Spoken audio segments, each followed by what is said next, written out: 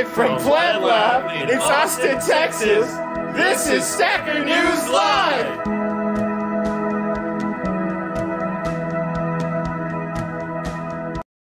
We'll go back to another exciting episode of Stacker.News Live. My name is Carl. I'm BFF Keyan. Keyan, how was your week? Hello, Car. My week was great. I went outside one time, and that's pretty much all I did. But I had a beer on the pedestrian walk bridge over there. Really? You drink a beer by yourself? That's pretty much what I did. What day was this? Was it when I was gone? Yeah, it's when no one was here. I didn't have like the human background noise of all of you here, so I needed to go somewhere else for it. That's crazy. Topher's joining us today, it looks like. Are you going to join us today? Maybe. Oh, he said maybe. Or he just came to grab his bag. Yeah, which is fine. Something spicy. He said unless something spicy comes up.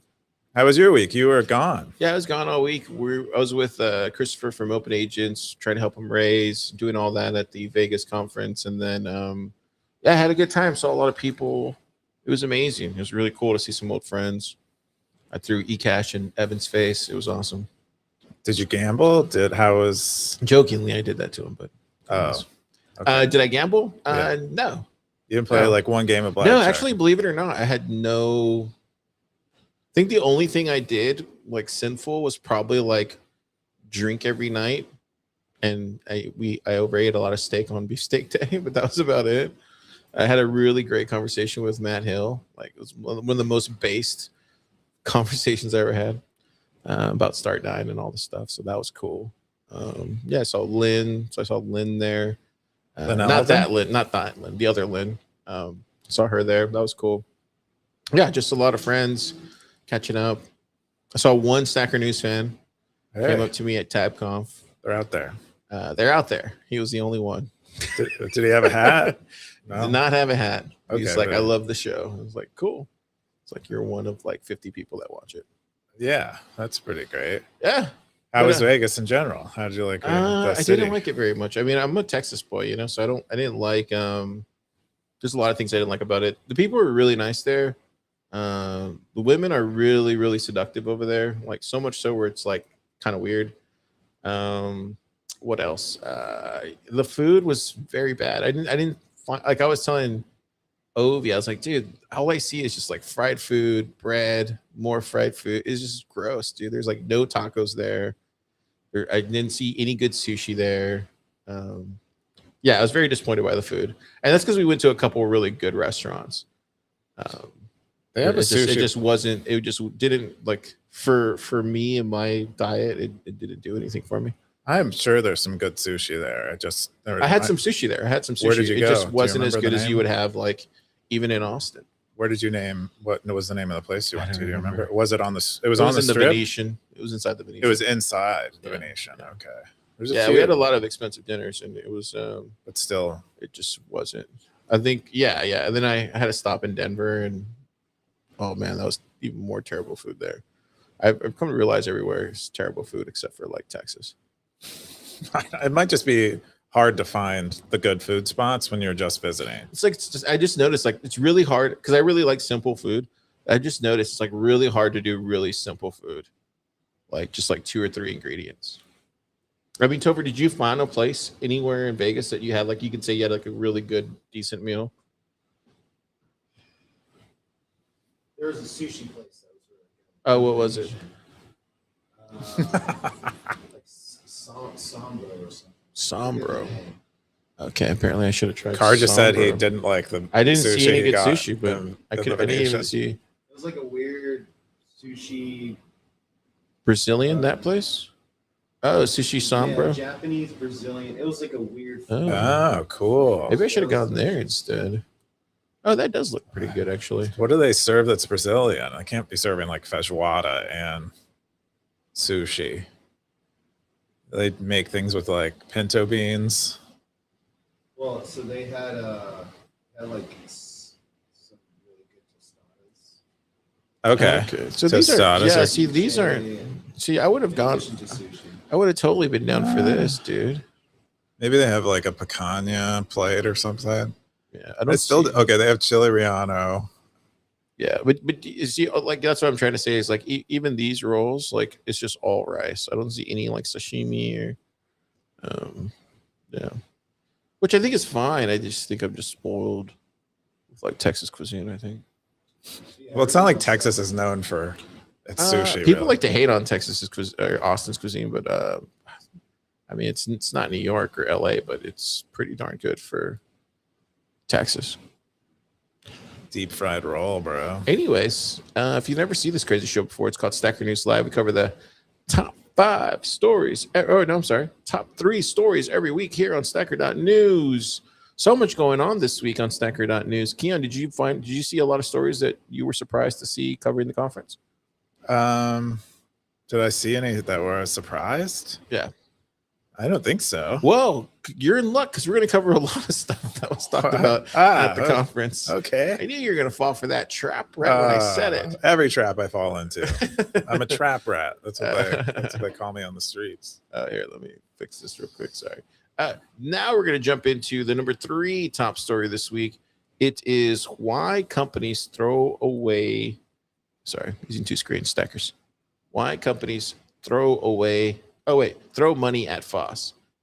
Question mark, exclamation point. This is from 09, what does that say? F04 A199 or something. 10 comments, 11,000 sats. Keyan, what's this? Yeah, so Pavlinex wrote an article on X about why companies give money to open source and why it's not like charity or it's not a donation, and instead should be viewed as an investment. So kind of arguing about open source contributions as an investment. It looks like it was pretty AI assisted, at least in the writing part. But that helps us kind of browse it quickly. One of the reasons why you might want to fund open source is that you can be part of the upstream decision making. That's the first one he leads with. So if you're funding an open source project, you have a more direct relationship with the maintainers. You can converse with them about changes before they even hit production. So you're not surprised by anything that happens, and you maybe can provide input and feedback way earlier in the supply chain. As one of the reasons. The second reason he gave was that the talent pipeline, you get access to the talent pipeline when you're funding open source, because a lot of people who contribute to open source are quite passionate developers usually, and that's kind of what you want to hire for, is people who really care about the craft and the good that it does. And so by being connected to those people via a donation or contribution, you get access to those people. And it does select from a more diverse pool, I would say, than a LinkedIn job, query or whatever they call that. Another reason is that you get access to a wider R&D base.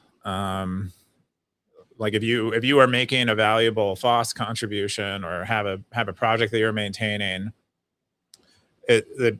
you can be quite speculative internally and develop a team that kind of tries to speculate about features or improvements to the product, but that's expensive. You kind of have to hire for and all of that feedback and research has to happen internally. So you have to kind of cook the whole thing yourself, versus if you're doing this in an open source way, it's more like a potluck, and you can a lot of people kind of just bring their own contributions to it. And I would say you can scale research a lot better if you're doing it publicly and in the open like that and sharing more. And then the fourth reason that he gives is that when you're paying people to do open source work, it's operationally more convenient than if you're hiring an employee. The legal burden of hiring an employee, especially international one, is quite high, and so you can give an international grantee money pretty conveniently, is his argument. I'd say there's probably more to it than that. I think another reason, especially if you're contributing, we've seen a few people argue that one of the reasons to give to Bitcoin nonprofits that fund development is that you you can maybe not just learn about developments earlier, but kind of shape them earlier. If your business perhaps has a certain need of a open source open source project generally, you have a lot more say. You have skin in the game. People respect your opinion more and are more willing to listen. People have incentive to listen to you. So it's I think more interactive than he makes in that first point, but that is pretty good. And I think FOSS is great. How much contribution? What do you say that? How much contributions have you given to FOSS, Keyan? Well, Stacker.News is entirely open source, so that's one. And then we have a bounty program that we pay out for doing issues on Stacker.News' repo, and I think to date we've given out over I would guess over 20 million sats. It's been a long time since I've done the tally. Probably significantly more than 20 million sats at this point. To I think over 60 people. And then I also am like a GitHub sponsor of a few of our dependencies. That is my current contribution to FOSS. How about you? How do you feel about your contributions I've to given a lot to FOSS personally, just through like manual work. I know I contribute to Stacker News's GitHub, sponsor, volunteered this past weekend at TabConf. So yeah, always doing what I can for. Oh, and Bitcoin Builders Club. Yeah, I do that once a month for 4 hours. you had your pleb book? Oh yeah, Pleb Book's another one. So like, yeah, just a lot. I would say like, I probably donate more in my time and my effort than I do with actual physical dollars or sats, but I'm definitely contributing. Cool stuff. Love to see it. Let's jump into the number 2 top story this week. It's Libra de Satoshi is a Mara Foundation finalist. Vote closes in 24 hours. This is from CAA8. 3 comments, 13,000 sats. Keyan, what's this? Yeah, so I guess Mara's nonprofit arm. Mara's like a big miner. Looks like they have a nonprofit underneath them, and they are donating money to, I think it had 3 people in it, was my memory of it, that were contending for $100,000 donation. And it was 256 Foundation, Libra de Satoshi, and I forget the other group. So Libra de Satoshi was promoting their own participation in it, hoping to get the votes and win 100K. Looks like it went to 256 Foundation. But Libra de Satoshi is a Bitcoin nonprofit operating, I believe, out of somewhere in South America.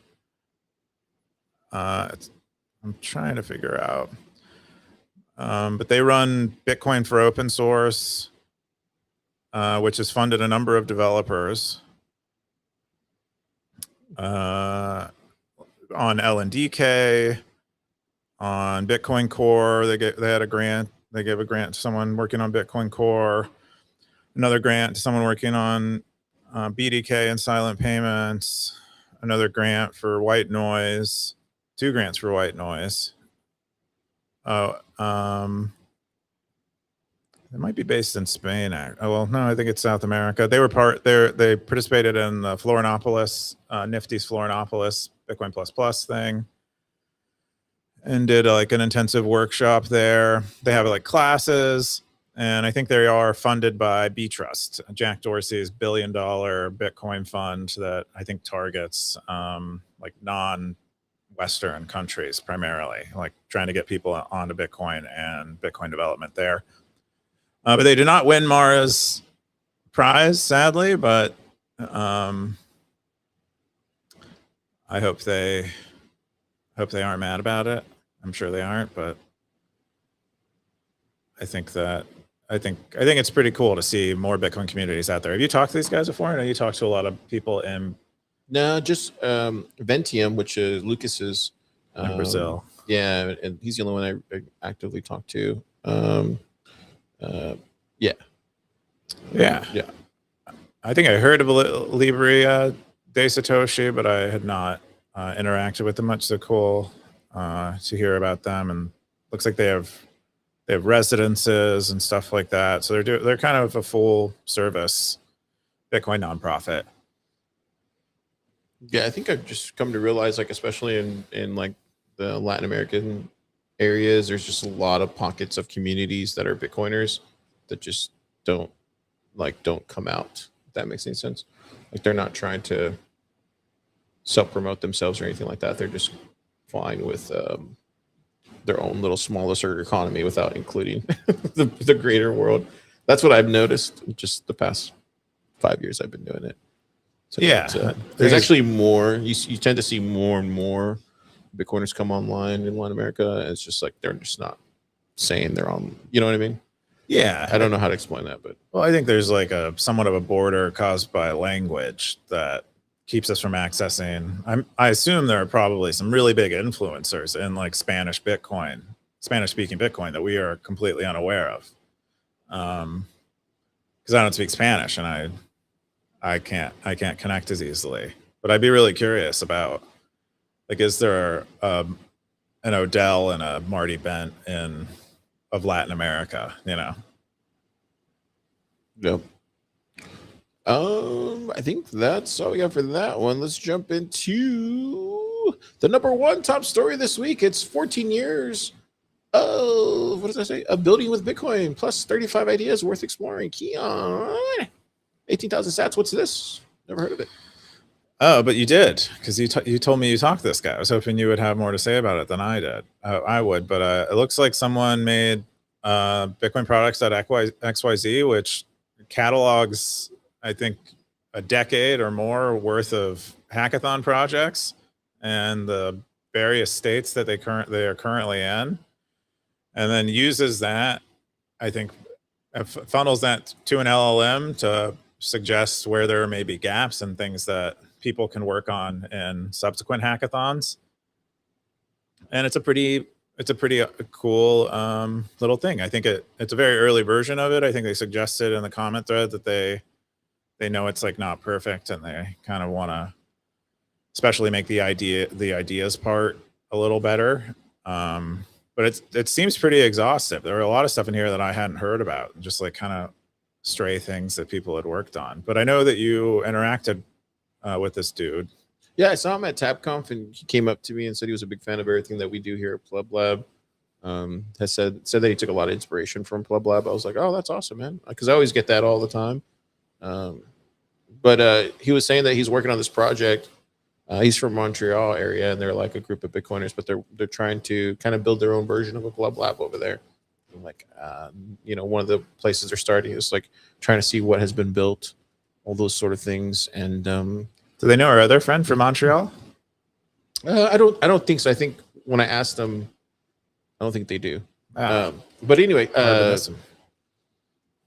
yeah, so basically all of this is just kind of work they've kind of put together in this canonical archive, basically pulling from a lot of these hackathons from over the years. And basically, the pitch was like, what would you do? Like, what would you actually go and fix or try to contribute to in Bitcoin if you knew what was out there first? And I'm surprised no one has ever done this before, especially with AI. Now it's a lot more easier. But yeah, he actually launched it, like soft launched it on Sunday, and then yeah, he pushed it to get in front of everybody, and it was kind of cool to see. And super bullish on the guy. His name's Art. I think he's down here at the bottom. You can click on it. He's a really cool Bitcoiner. Really into helping, builders and such get to where they want to be. So I expect to see big things coming out of what they're doing at some point. But yeah, working full time, doing everything, the right way, I think, and doing this on a spare time, trying to build its own community. So you love to see it. Cool.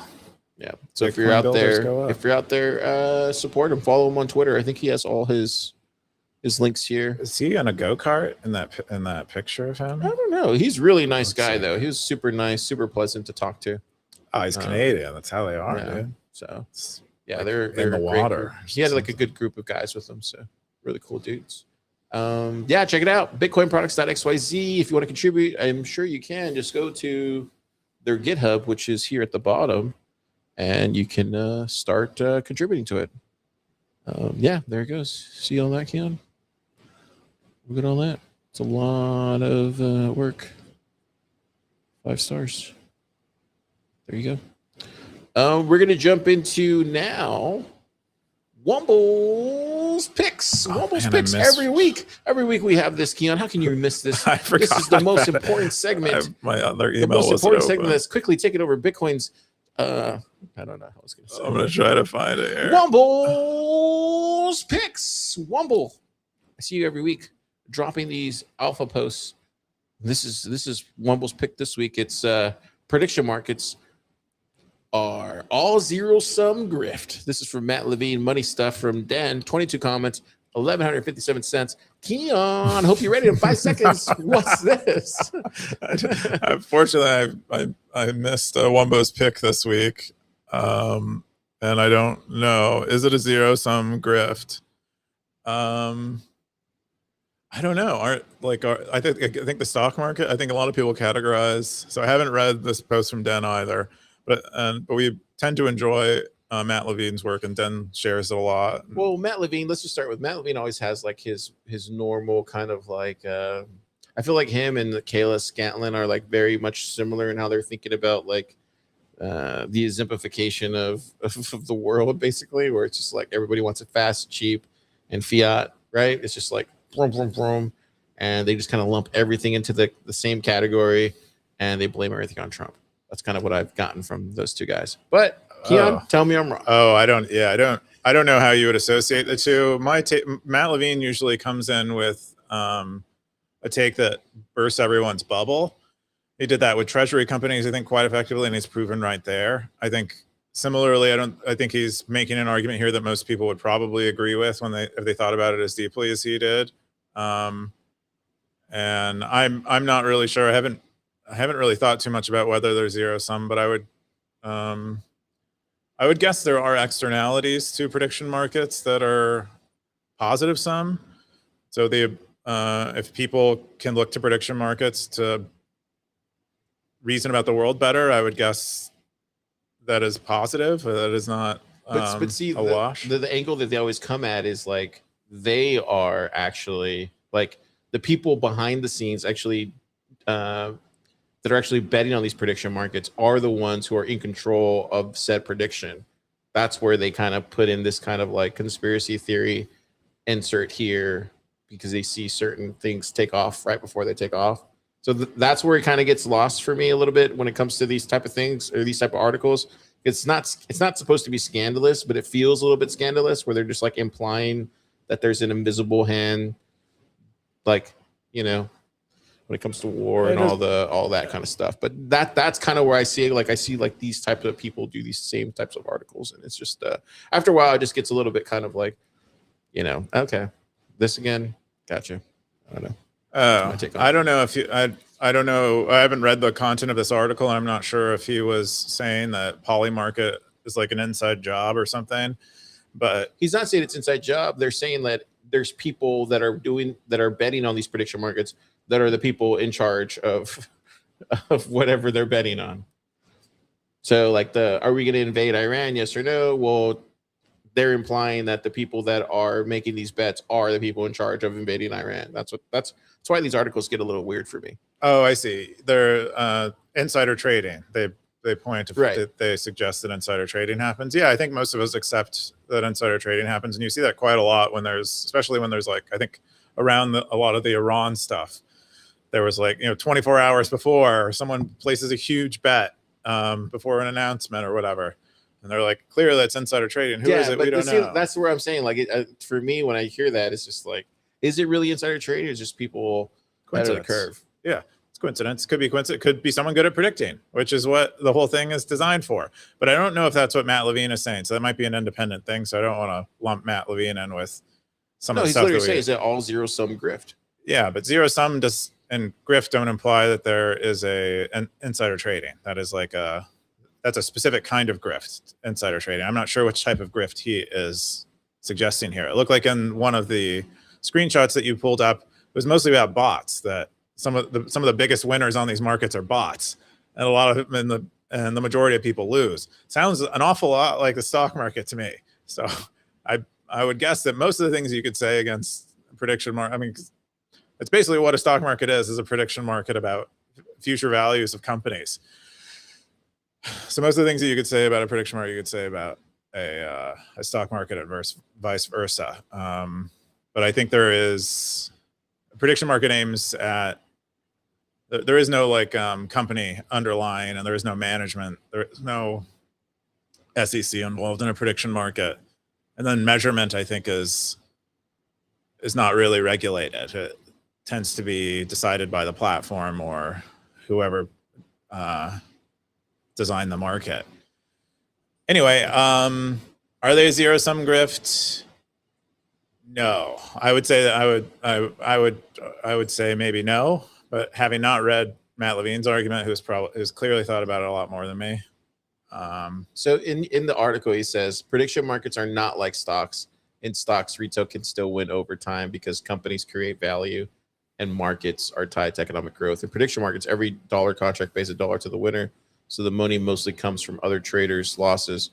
That makes it closer to gambling or zero sum trading than investing. Yeah.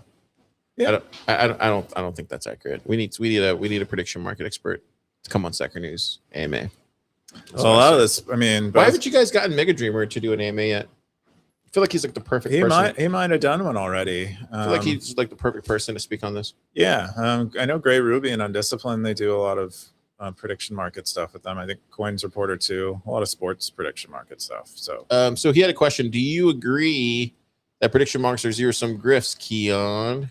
I think you already know my answer. I said I don't. I don't think so. I think you might be able to, like, if you're choosing between one or the, like, if the basis is the stock market, I can see his point, where relative to a stock market is perhaps more zero sum.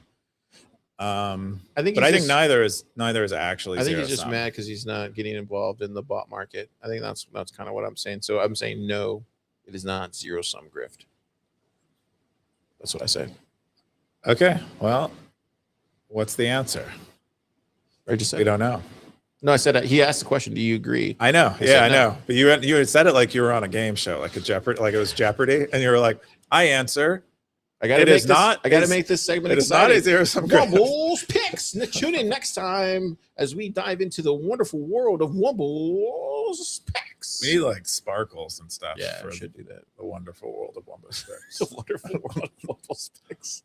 All right, cool. Let's jump into Keyan's. Well, actually, you know what? Let's get into. Should we go into the hard stuff? Yeah, let's go into Keyan's picks. I feel like yours is probably the least. Yeah. So Keyan had say it, Carr. Not as antagonizing.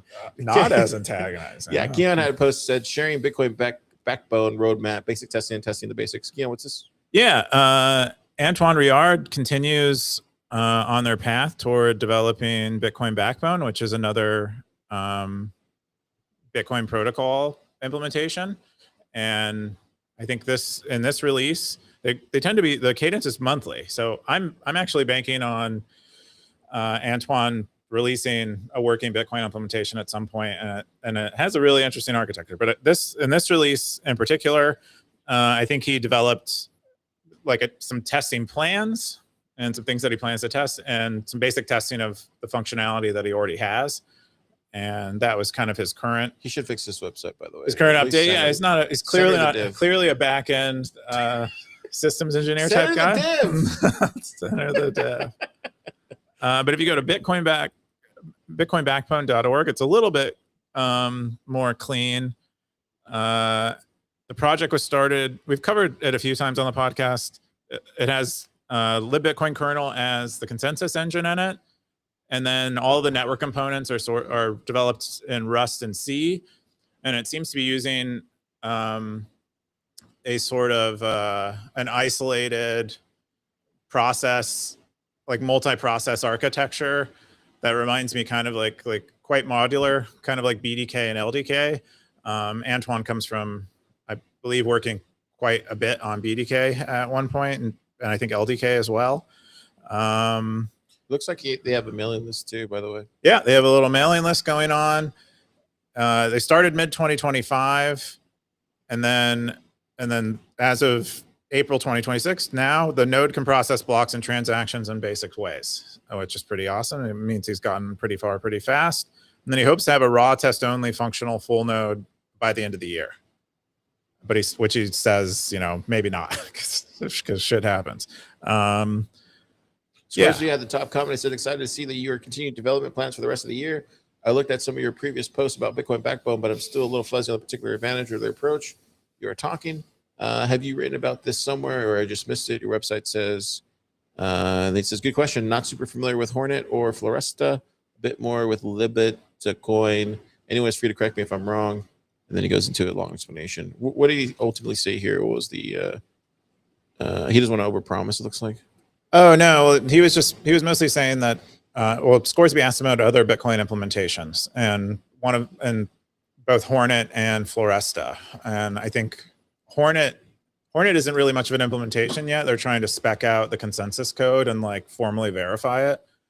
And that doesn't seem what Antoine is doing. Antoine is doing something kind of almost like production ready, is kind of advocating for, which is an alternative implementation and basing it on existing like hardened code, which is a Bitcoin Core consensus code, but redeveloping everything else except the consensus code the way they want it. And I think I think they'll probably produce a working implementation, and it will be divergent and have different governance and structure, which is pretty cool. I mean, I think Antoine for a long time tried to continue contributing within the clique that is the cliques within Bitcoin that do a lot of our open source development, and I think butted heads with a lot of people, and so they're creating their own,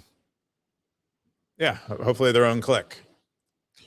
Let's jump into your next post that you had. It was let's see here, the lever HODL second article on Bitcoin Core. What is this, Keyan? Yeah, the lever is the second. Oh, they're planning to do 4 articles, I guess. So HODL released an article, I think a month ago, about Bitcoin Core, which we covered on this podcast. I think that one was titled "The Capture." They claim that Bitcoin Core was captured by, I guess, people who disagree, who don't really understand Bitcoin's principles or don't align with, I think, Bitcoin's culture entirely. And then this one, they detail a few incidents that happened in Bitcoin Core, specifically around citing IRC chats, GitHub comments and PRs and back and forth, and basically trying to pull forward all of the past drama and make it a little more visible, and I think dramatize it.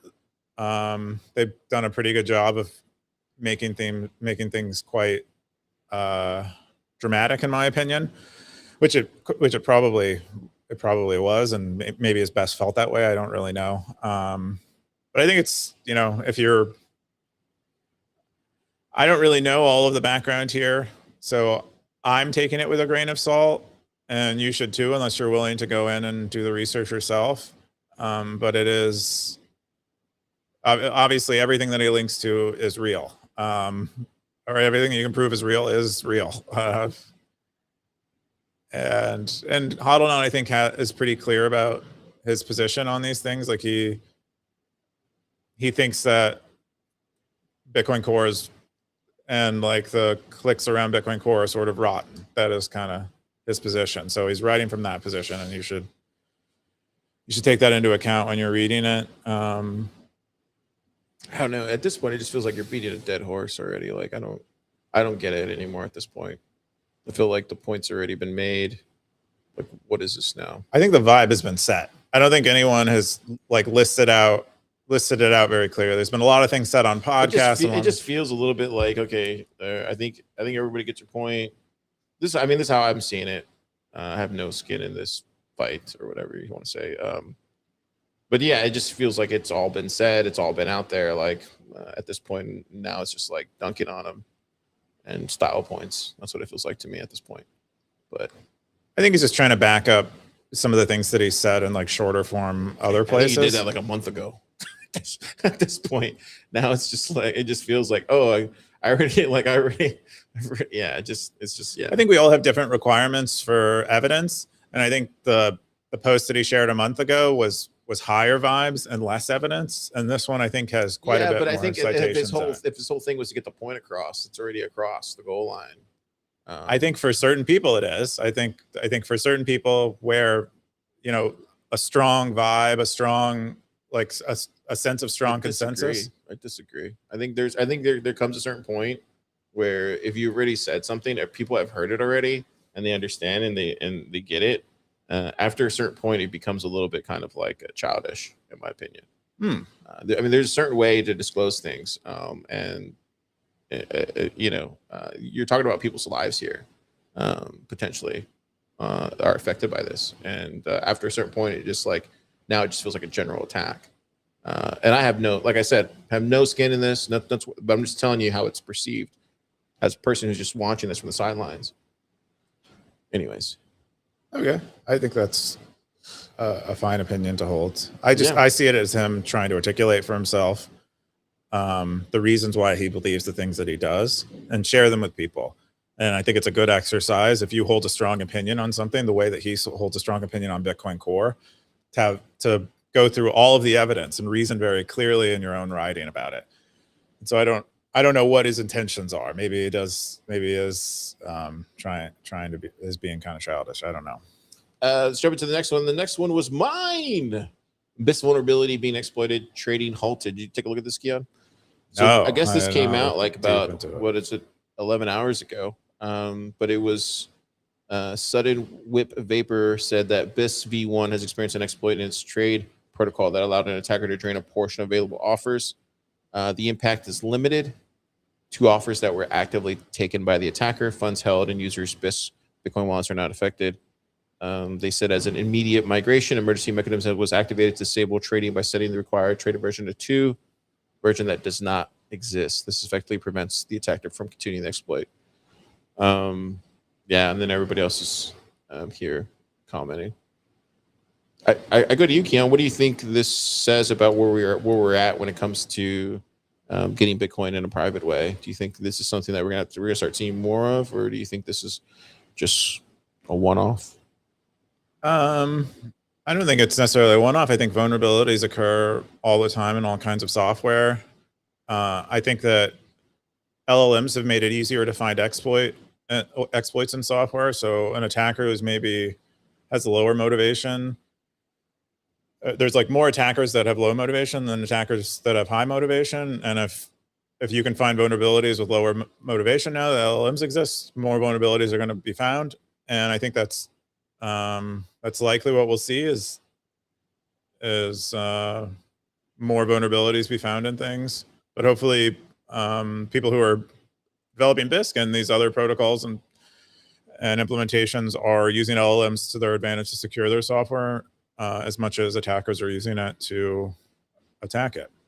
Yeah, I just wanted to share that because I know a lot of people that use BIS probably listen to this podcast. The next one. We have all of it. We have 50 people. You said earlier we have 50 people. I mean, there's a lot of people that are into privacy that listen to this podcast, as far as I know. The next one is Vegas 2026. This is from 0x Bitcoiner. The DOJ is developing developer exemptions. So over the course of this week, there was a acting U.S. Attorney General Todd Blanche addressing the audience at the Bitcoin Vegas Industry Day. And Blanche, as well as FBI Director Kash Patel, were invited on a panel hosted by Coinbase's Chief Legal Officer, Paul Grewal, to discuss code as speech, ending the war on Bitcoin. Is it Lola? Yeah, Lola goes pretty in depth on what exactly was said. If you might remember, just over a year ago, Trump's DOJ has sought and continues to seek to lock 3 non-custodial software developers away for half of a century combined. But developers need to fear not, Blanche proudly proclaimed, as long as they don't know that their software is being used for illicit activity. I'm not sure if you were paying attention to this all week, but we saw a lot of people there at the conference that were holding signs up. One of them being one of the wives of said developer that she's talking about here. And then the DOJ will still prosecute developers. This is according to Lola. She says, she quotes, "We're no longer going to regulate by prosecuting," Blanche said yesterday, which means quite simply that if you are a developer, if you are part of a platform, whether it's in the United States or elsewhere, we are not going to take your liberty away and prosecute you when there's not even a developed regulation that points clearly to a law you're violating or some maxim you're violating. He goes on to continue, says the basic principle is this: if you are developing software, if you are a coder, if you're part of that process and you are not the third party user and you are not helping and knowing that the third party is using what you developed to commit crimes, you're not going to be investigated, not going to be charged. Woo, doggy. Keyan, what say you? Yeah, so I somehow happened upon this, the stream of this, and I watched it while it was streamed live or whatever. And I was, they were saying lots of things that sounded quite good, but as Lola points out in detail, they're kind of vague and not very clear. I think also Zach Shapiro was on a panel afterward where he had discussed some of the things they said, and the main thing that stuck out to Zach was that Kash Patel and the other guy, or I think the other guy, the SEC guy in particular, he said something like, so long as they don't know that they're helping criminals. And his point was like, well, that's kind of the whole problem is like, Gmail knows that people are committing crimes using Gmail. Chat apps know that. All car manufacturers know that people smuggle drugs in them. And so what is the legal liability for those people? And there aren't regulations about that. And so I think you just can't trust what a politician says ever, especially when they're in front of a crowd or on a camera. They're going to say whatever they think people want to hear. But the reality is, like, the way they're acting is they are still prosecuting or regulating by prosecution because the laws aren't clear, and they do appear to have a different standard for Bitcoin developers relative to developers of communication tools that have nothing to do with money. So, yeah, I thought it was a great article, well written, really covered the gist of everything. Top stackers. Let's look what they had here. Top stacker was from Darthcoin. He says, it's still stunning to see people thinking that Samurai devs were jailed for developing a Bitcoin app. I find this false narrative so blatantly wrong among many Bitcoiners, and they do not want to hear anything else. I do not defend also the position of the government, but opposite. And then he goes on to curse and say Darth things. But yeah, I feel like there's a lot of different sides just by looking at this one post from Darth. You go in a little further, and then there's back and forth. Obviously, people don't feel entirely like Darth because there's people like Scoresby that jump in, and Chris 21 million. So check it out. It's the talk of the week here on Stacker.News. I think this is probably the biggest news item this week, in my opinion. That's directly affecting developers. I don't know. What do you think? No, I don't think I would guess it's not really directly affecting developers at all because, again, it's just two guys on a conference stage saying stuff that it appears that we still don't know what they actually believe and what they're actually going to do. And even their words are ambiguous enough that it appears that nothing has changed. So I don't know what. It's not like they didn't make a decision. They're not like we acquit Roman Storm or whatever, or they didn't say they're going to free Samurai developers. They said, "Man, we're good," and the other party was bad, and the other guys who ran the government were bad, and we're good, and we're going to do it different.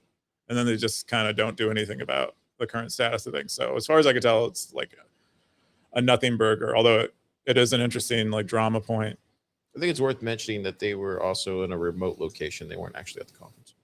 I think because they claimed it was because of the communications dinner where there was that shooter. Someone fired a gun at the presidential communication gala or whatever. There was someone who in the lobby who fired a gun, and then I think they all had to go into lockdown, or that's what they claimed. Mm. Also, I don't know. Kash Patel always looks hungover to me. So Maybe they just had a wild night partying too.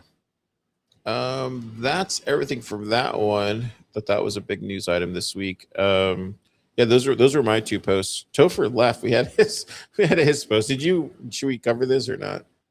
We can if you want. I don't know much about it. I don't know anything about it either, but red button or blue button stackers. Everyone in the okay, here it goes. So this is the post. I don't know, but apparently it's supposed to be like a thing. Everyone in the world has to take a private vote by pressing a red or blue button. If more than 50% of people press the blue button, everyone survives. If less than 50% of people press the blue button, only people who press the red button survive. Which button would you press? I don't understand any of this. Can you explain it like I'm 5 or something? Like, what is this? Yeah. So it's basically something like if you press the blue button, you're like a good person and you want everyone to survive. But the risk is if you press the blue button, you're that person who wants everyone to survive. If more people push the red button, you die. Yeah, but I don't. Why am I pushing a button? And like, what's the whole premise? It's a thought experiment. It's purely for the thoughts. What is it? I don't understand. Like, it's all for the thoughts. So is it red button people die, blue button people don't die? Is that just basically that's it? Or yeah, red button. If you press the red button, it's possible that blue people die. So this is like the end of Dark Knight, basically, where the Joker has like these two ships push a button. Like this is what that is. Did you not see Dark Knight? This is more like a prisoner's dilemma. If you remember the prisoner's dilemma, do you rat on your friend when you're held in separate confession rooms, or do you stay silent and hope that your friend stays silent? It's structured more like that. So Mr. Beast also posted this on his Twitter. He said, everyone on Earth takes a private vote by pressing a red or a blue button. If more than 50% press the blue button, everyone survives. If less than 50% people press the blue button. See, this is where they lose me here. Why is he saying the blue button again? If less than 50% of people press the blue button, it doesn't make any sense. It does. So if more than 50% of people press the blue button, everyone survives. If less, why not just say if people press the red button? Like this is where this line right here just throws me off. I see what you're saying. Like it should be worded different. It's confusing. It's not. Well, it's like if more than so it should be if more than 50% of people press the red button, people who press the blue button die. It should be two different sentences. This doesn't make any sense. No, I know, but I was trying to explain how that second sentence, how you might understand that second sentence better, is if more than 50% of people press the red button, the people who press the blue button die. That's how that second sentence should be written. So, okay. But I think they were trying to phrase it in a way where it didn't make it obvious that the people who press the red button are savages. So what happens here in this scenario? Because people press the blue button. Thankfully, we all survive. Because if the red button won, then all those blue people would have died. So this is also like that movie, The Box. I don't know if you ever see that movie, The Box, where you basically get handed $1 million. Or you get money or something, but you have to push a button and somebody dies. Did you ever see that movie? It's called The Box. I might have seen it. Yeah, I don't know. There's a lot of the guy who made Donnie Darko. I probably saw it then. Yeah, what would you do? What do you? But I mean, obviously you're. I press red. I have to be honest. I press red because you're kind of making a statement about what you think other people will do, and the risk is that you press the blue button wanting to do good by everyone. But then there's more people who press the red button and you die. And so pressing the red button ensures that you survive. And that's what I did. Is I ensured my own survival by pressing the red button. That's terrible. Or not. And I hope that everyone else pressed the red button because that's the right thing to do. If we all press the red button, everyone survives. Yeah. So that's what I would do is not push any button and walk away from this stupid question. That's what I would do. Even if it was reality, even if it was like car, I was like, nope, I'm not pushing any button. Well, then they'll pick for you. I'm not the one pushing the button. Somebody else is. Wow. I just don't play stupid games like that. Market. So Topher said there was just like a lot of people that saying, oh, it's been a total meme. It's been a phenom. It's like OpenClaw, but like a poll. Nobody needs to die. That's where dude get out of the crusher. I just want to kill. Yeah, it's like the trolley problem. Remember this? Yeah, it's not though. But We yeah. already know what David Bailey's pushing. He's pushing the red button like you, Keyan. Yeah. Well, maybe I'll have a treasury company someday. You heard it here first. Will be Stackers. my ticker symbol. Yeah, that's funny. Anyways, there's some pretty funny stuff in there. Yeah. That was Topher's pick. He was supposed to stay and talk about it because I think he had more. Oh, we didn't talk about the strike. The other thing was the strike announcement. Remember that? Oh, wait, hang on. Let me get into all the AI stuff, and then we can bring up that stuff. Oh, that's right. Unless you want to get into that stuff. Oh, I don't know. It just feels somewhat. I just All want right, to say let me pull it up. Hang on, because Stacker's like, this is for Wumble, really. Did it make the top 10 this week or no? I think it should be in there somewhere. There you go. Don't say anything yet because it's for a good clip. We have to visualize it. Where is it at? Gosh, Tether Plans merger. Tether Plans. Oh, there it goes right there. Yeah. All right, Keyan, this Tether Plans merger between 21 Strike and Electron. What's this? Yeah, so the treasury company, or not a treasury, everything's not a treasury company now, but the not a treasury company, XXI, is going to acquire Strike, and I think the mining company that Tether at one point cooperated with Swan on, and is being sued by Swan over now.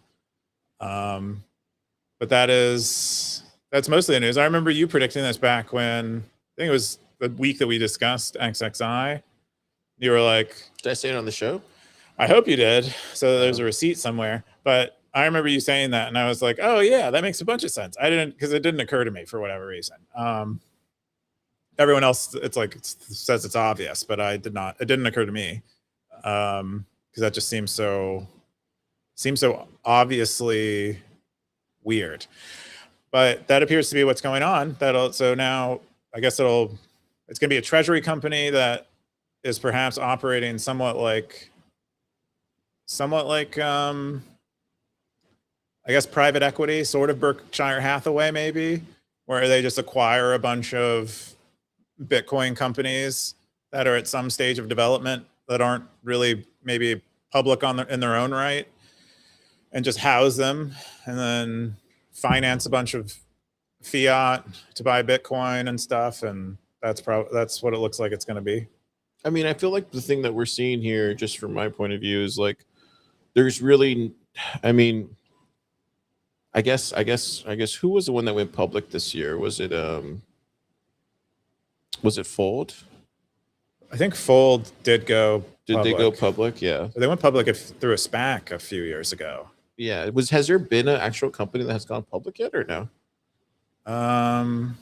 Besides these treasury companies. Besides the treasury companies, I don't follow it too much, but I would imagine it does. There doesn't seem a pathway for Bitcoin companies to get to the open markets. And I think I don't know anything, by the way, so this is just more me speculating and just kind of hypothecating on what I think this is. I could be wrong as soon as I hear a podcast telling me otherwise, but for right now, I think the thing that I'm seeing is just there's just not a pathway for some of these companies to get to the open market. And obviously Tether is the buyer of last resort for most companies, and they seem to be wanting to go in with Jack on this. I don't know all the specifics around this, but it does seem to me like it's purposeful. It does seem like there's a way to use Strike's continuing revenue generating business.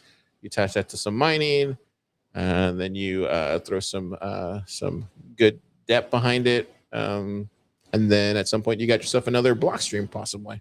I don't know, but it starts resembling a whole different sort of beast.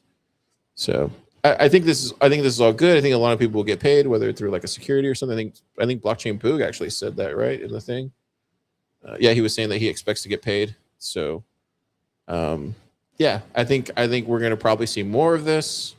I think we'll see more type of these kind of PE plays. I think this is just kind of where the space is moving. And I did see a comment in here somewhere, and they were basically saying that if you're a Bitcoin company, you should just already be stacking Bitcoin. That shouldn't be like the highlight reel, basically, for your company. But yeah, I don't know which comment it was, but that's kind of my take on it. I don't know if that's sufficient enough for people. What? Yeah, I just thought that was interesting. I thought mostly your prediction of it I found good. I'm usually right. And interesting.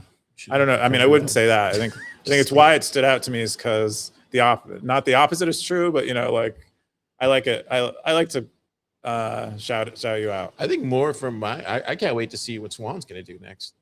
I mean, for me, like, because this is an ongoing story. Like I've seen this move, so curious to see what Corey's gonna do. I don't know anything, but I would imagine it's gonna be something cool. Yeah, there's always a balance to these things. It's just funny how it plays out. It's a weird time, man, in Bitcoin. Weird time. It's exciting times too at the same time. It's good to just be a pleb watching from the sidelines. Yeah, it's just kind of turning into everything else where it feels like it isn't really pleb. Plebs are just on the sidelines now. That's what it kind of feels like. Where is the where's the thing I was just talking about? Oh, there it goes here. Let me see here if I can find it. Yeah, there it goes. Cool. I want to cover my stories this week. So Juan Galt published an article for Open Agents. So he timed this really perfectly, actually.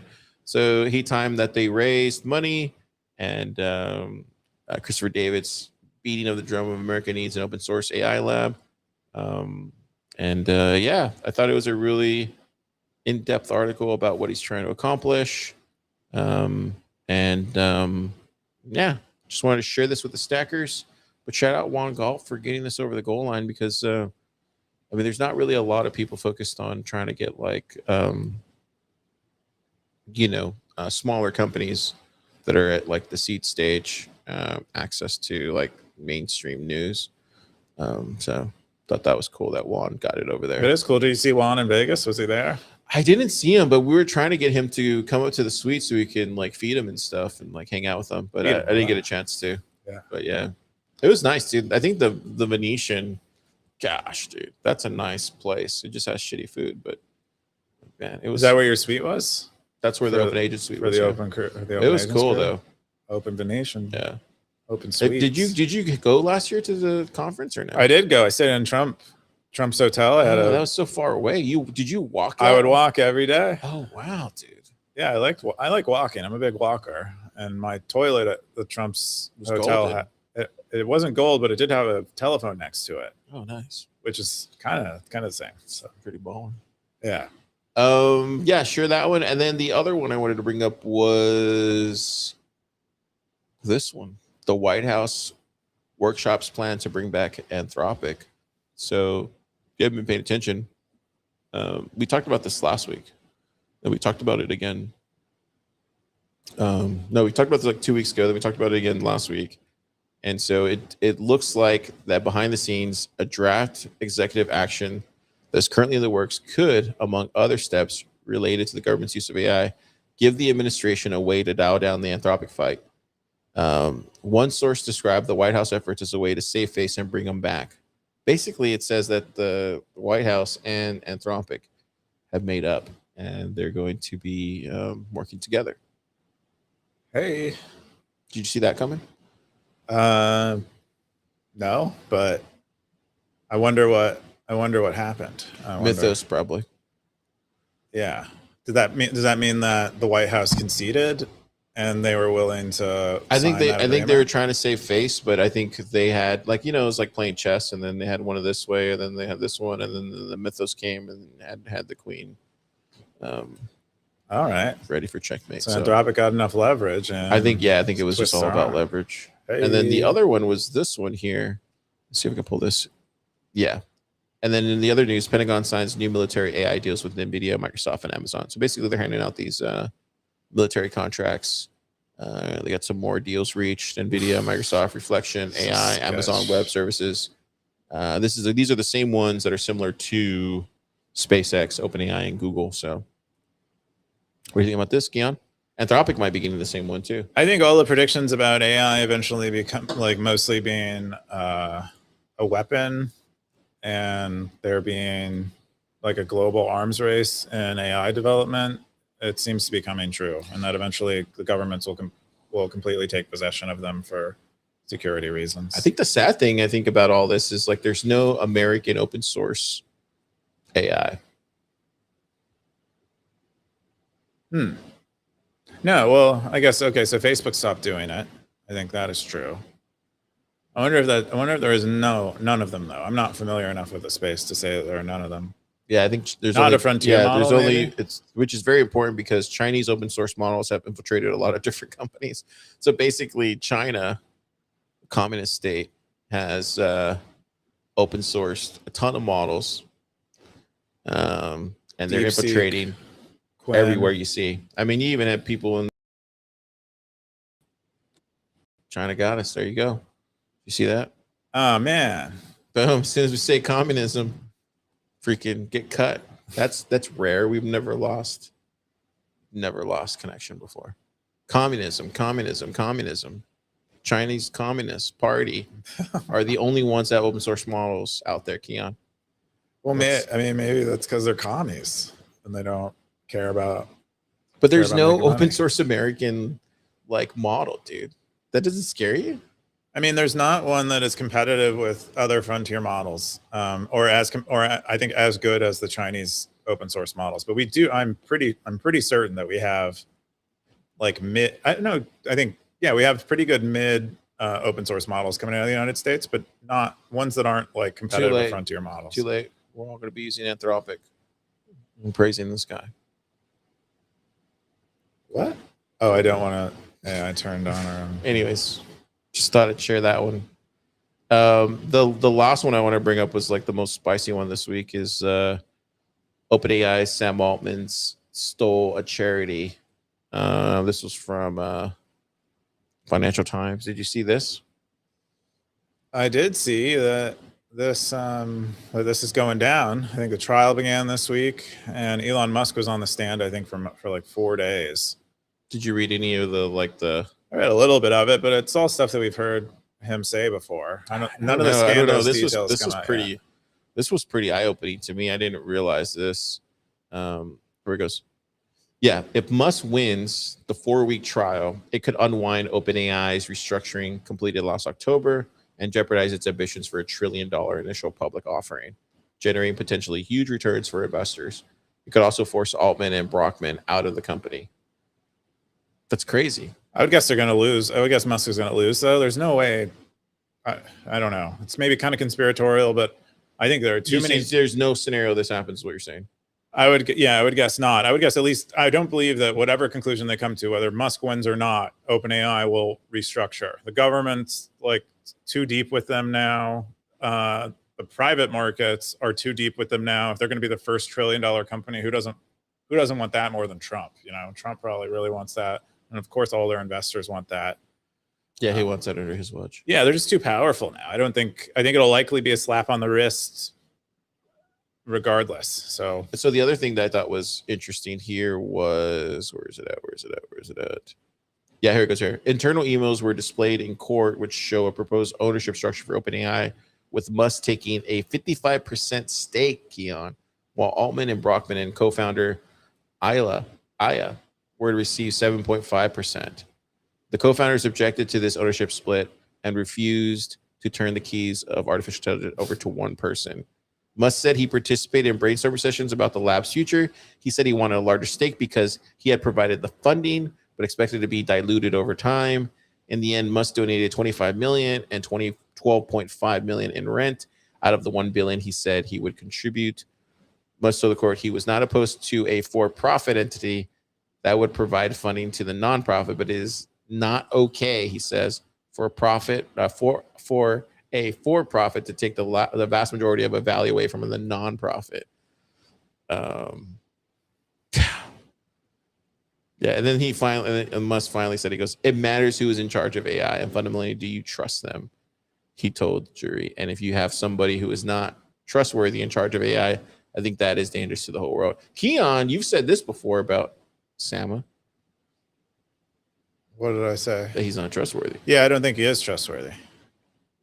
Did you read that New Yorker piece? Yeah, I was gonna bring it up right now. Yeah, that New Yorker piece. I think it might not be factually perfect or something. I think that is what Paul Graham, who cited in the article, says. This is The Guardian, but the New Yorker piece I'm talking about was like a 16-month investigative journalism piece that the New Yorker did. That was published, I think, a week or two ago, and it goes pretty extensively into like Modi leaving OpenAI,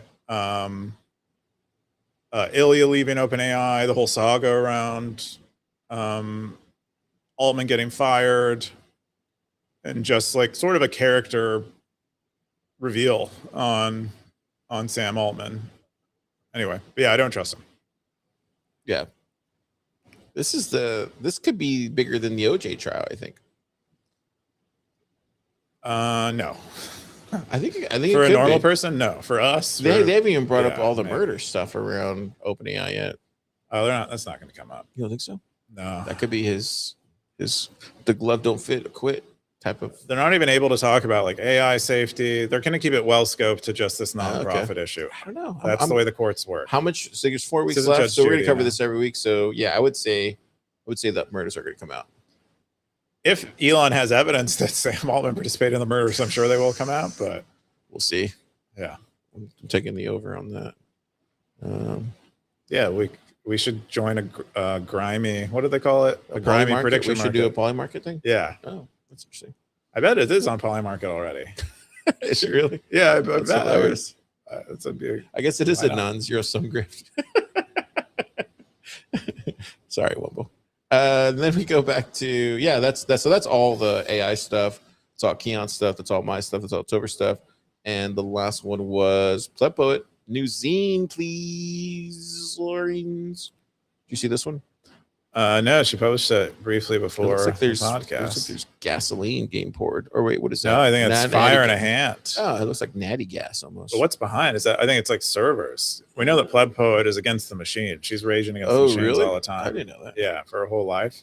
That's funny. And so that's probably what that's about. Oh wow, did not know that. Anyways, check it out. There's a new zine this week. Let's see if we can get a preview of it. Looks like it was uploaded 2 hours ago. Let's see here. Yeah, there's some flowers and stuff. It's like Bubba Gump's shipping boat over there. Yeah. Oh wow, look at these. She's doing graphs now. Love to see it. Cool. Keyan. There you go. That's the zine. That's the zine this week. What else we got? No meta. Let's jump into the Top Cowboys, baby. It was funny when I did meet that one stacker this week. He did not say anything about the Cowboys, so there's that. Oh, it's probably because it goes without being said how amazing this segment is. I get to watch me wear a hat, and then we get to look at all these stackers wearing hats, and it's an important thing, day yeah, it's a big of the thing. week for everyone in Bitcoin. Yep. There you go. Looks like nothing's really changed. Oh, Machiavelli coming up. Looks like. Oh, it's a surprise, huh? There it goes right there. And a Mike, these two have changed. That's interesting. Somebody should do a poly market on this here.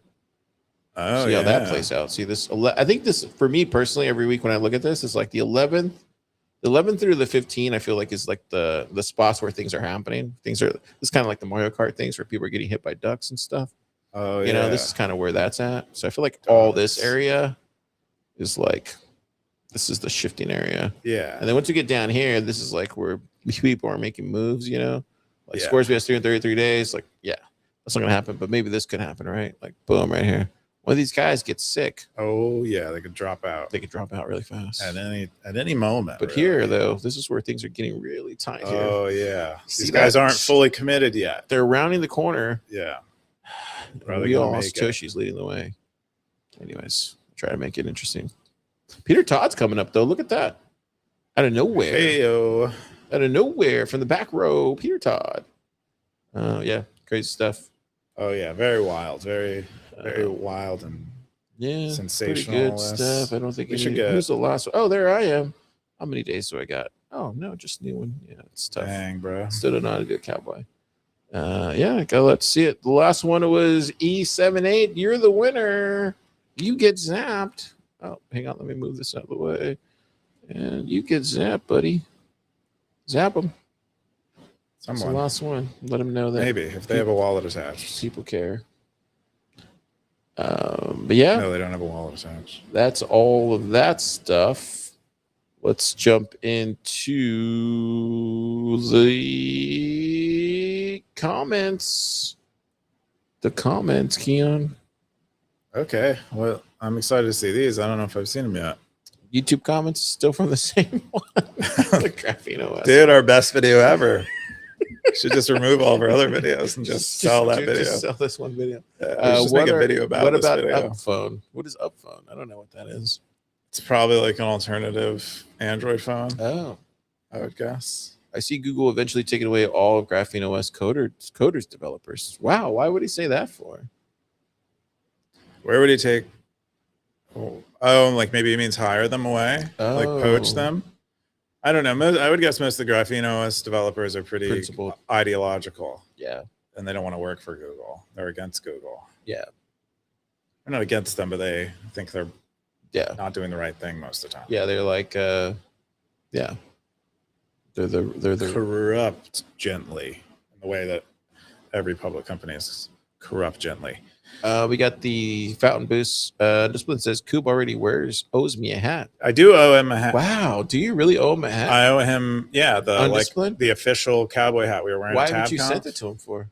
He didn't want us to send it to him. So where are you going to send it? We have it on hold in a special vault that we have here at Brazos Place in the deep. We're in the basement currently, but in the deep basement. Can't you just ship it to like an Amazon locker or something? No, but I think you still have to like your docs as part of that chain, like to get an Amazon locker. Oh, you should have told me. I would have just dropped it off, like because they're in. I'm not going. Yeah, I'm not going to his area anytime soon. So I think Undisciplined's the kind of guy who might live in like Antarctica, maybe. So it's hard to get a package out there. That might be why.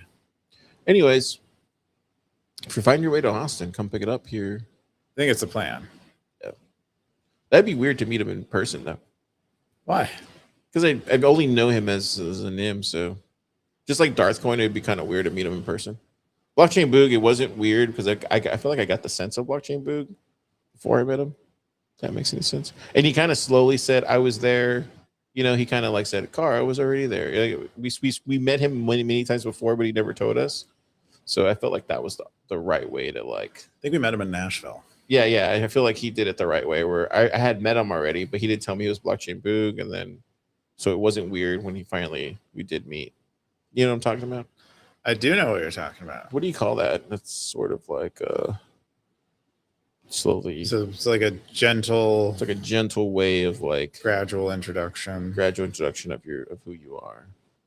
Yeah. Yeah, I much prefer that way. Undisciplined, if you could do that, just maybe cruise by Austin. Don't say you're undisciplined, just so we can meet each other. And then after a couple more times of us meet each other, then you say, oh, by the way, I'm undisciplined. I'll be like, oh, wow. Yeah, meeting us is going to take you 5 years. And you have to do a real... Yeah, do a slow rollout. Slow rollout. Because if you just came to me and said, I'm undisciplined, I'd be like, whoa, it's too much. My world is crashing. Anyways. Wow. That's pretty much it. Keyan, was there any other stuff you wanted to cover? I don't think so. I think that yeah, pretty much did. I mean, I wasn't anywhere fun this week. I wasn't at the conference. I don't have any inside baseball. I heard that one thing I'm looking forward to look into is LDK server. I know that Ben Carmen released that, which I think they've been working on since they joined Spiral. That should be interesting. Yeah, it was good. It was good. Overall, it was good. I mean, a lot of stuff I was just doing for work. Yeah, I saw some, the friends, like all our friends that we see. Mm-hmm. Beefsteak was amazing. That was probably the best thing I ate all week. It was awesome. Dude, dry age beef, dude. Turns out, man. Have you ever had dry aged? Have I had dry aged beef? Yes, of course. I've actually dry aged my own beef before. Okay. That was my first time ever actually having it. I never had it before. Also had wet aged. Most beef is wet aged. I mean, because it comes in like a package that way. And I think most beef is also dry aged, but for 2 weeks, and then it's wet aged after being packaged.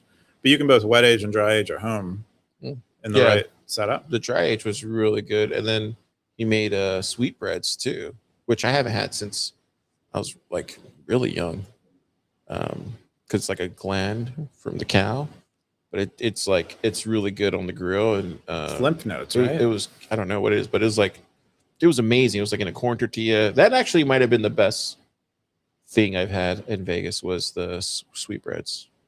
I wish I Wow. had like a whole plate of it because that wouldn't Oh, really no, fast. sweetbreads are brains, right? no, No? they're glands. I believe they're Okay, like glands. they yeah. are like lymph nodes then. Yeah. Okay.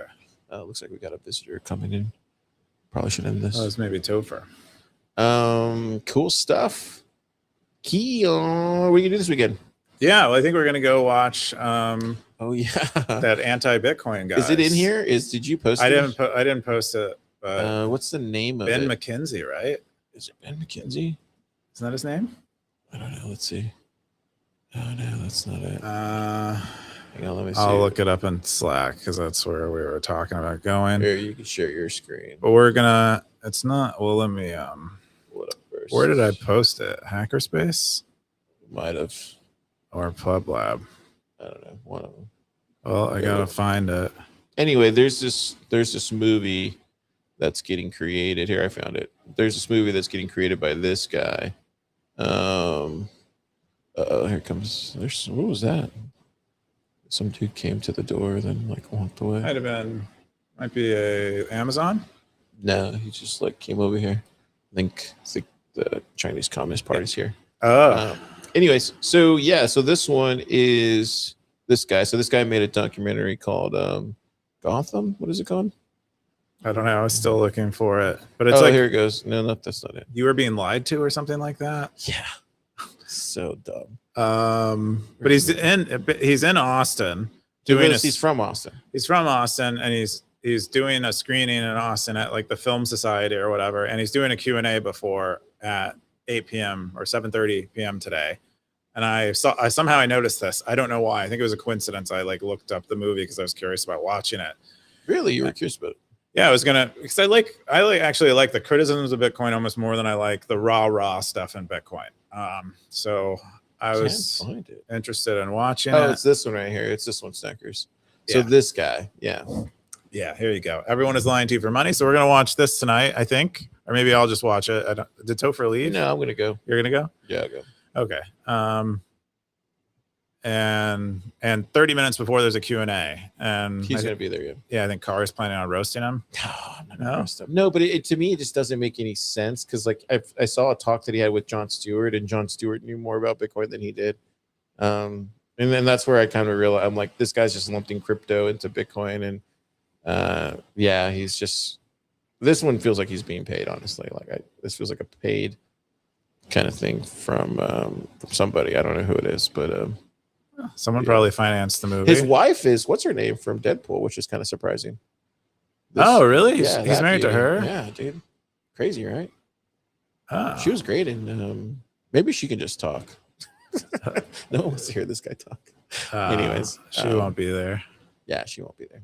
Anyways, yeah, it should be fun. Keyan, are you going to say anything? You're probably not going to say anything here, too. I don't know. I don't know enough shy. about. I know he wrote a book. So You know a lot about Bitcoin.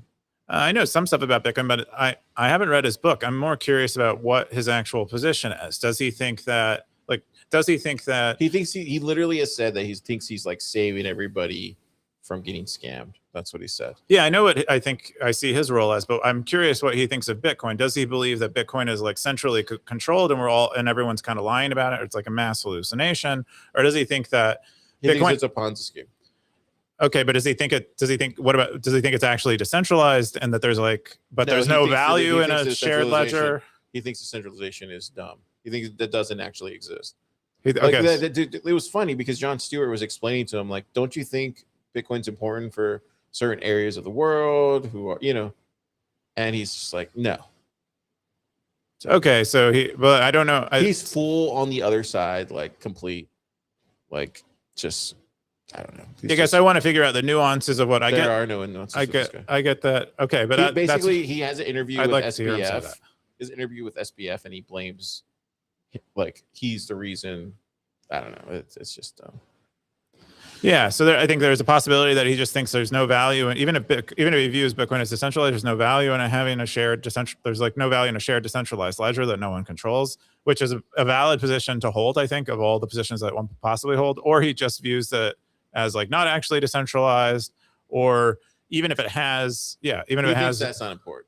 You need to watch a Jon Stewart interview because Like I felt like Jon Stewart actually, and that's because I'm not a fan of Jon Stewart, but I feel like he actually did like a really proper interview. Okay, I'll watch that before I go. Because and like maybe even formulate a Jon question. Stewart had to point out there's a difference though between Bitcoin and crypto, and he's like, nah, not really. Just like what? It's just sad, dude. He's like, yeah, there's like 21 million cap, but it's not important. It's just like what, dude? So all these properties and make it a great. Anyways, Okay, I'll watch that interview. Maybe I can come up with a question based on that once I understand his position better. anyway, so we're gonna go there tonight. We'll see. See how it shakes Should be out. fun. We should be hanging out with a bunch of no coiners, dude. That'll be great. Huh? We should maybe hand out some eCash. Do you have any of those? How dare you, like Greta Thunberg? How dare you? Yeah, that's maybe what I ask him. I'm like, okay, you don't like Bitcoin, but have you heard of eCash? You think? Never mind.